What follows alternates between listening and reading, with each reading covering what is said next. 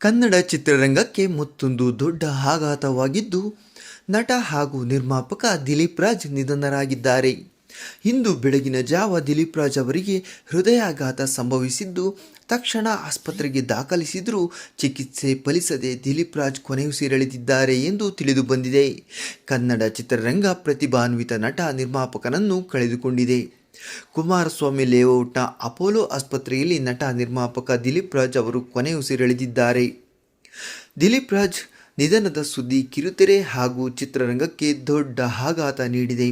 ದಿಲೀಪ್ ರಾಜ್ ನಿಧನದ ಸುದ್ದಿ ಕೇಳಿ ಕಲಾವಿದರು ಹಾಗೂ ಸ್ನೇಹಿತರು ಆಸ್ಪತ್ರೆಯತ್ತ ಬರ್ತಿದ್ದಾರೆ. ದಿಲೀಪ್ ರಾಜ್ 1978ರ ಸೆಪ್ಟೆಂಬರ್ 2ರಂದು ಬೆಂಗಳೂರಿನಲ್ಲಿ ಜನಿಸಿದರು. ಕಾಲೇಜು ದಿನಗಳಲ್ಲಿಯೇ ನೃತ್ಯ ನಿರ್ದೇಶನದಲ್ಲಿ ಆಸಕ್ತಿ ಹೊಂದಿದ್ದ ದಿಲೀಪ್ ರಾಜ್ ಅವರು ನಾಟಕ ತಂಡ ಸೇರಿದರು.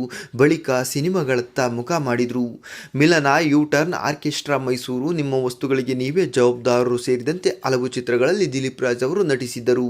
ಸಿನಿಮಾ ಮಾತ್ರವಲ್ಲದೆ ಕಿರುತೆರೆಯಲ್ಲೂ ಅವರು ಸಕ್ರಿಯರಾಗಿದ್ದರು. ಹಿಟ್ಲರ್, ಕಲ್ಯಾಣ ಧಾರಾವಾಹಿಯಲ್ಲಿ ಅವರು ನಟಿಸಿದ್ದರು. ಪಾರು, ನಾನಿನ್ನ ಬಿಡಲಾರೆ ಧಾರಾವಾಹಿಗಳನ್ನು ಅವರು ನಿರ್ಮಾಣ ಮಾಡಿದ್ದರು. ದಿಲೀಪ್ ರಾಜ್ ಅವರ ಅಕಾಲಿಕ ನಿಧನ ಅವರ ಕುಟುಂಬದವರ ಹೃದಯವನ್ನೇ ಒಡೆದು ಹಾಕಿದೆ. ದಿಲೀಪ್ ರಾಜ್ ಅವರ ಆತ್ಮಕ್ಕೆ ಶಾಂತಿ ಸಿಗಲಿ ಅಂತ ನೀವು ಕೂಡ ಕಮೆಂಟ್ ಮಾಡಿ ತಿಳಿಸಿ.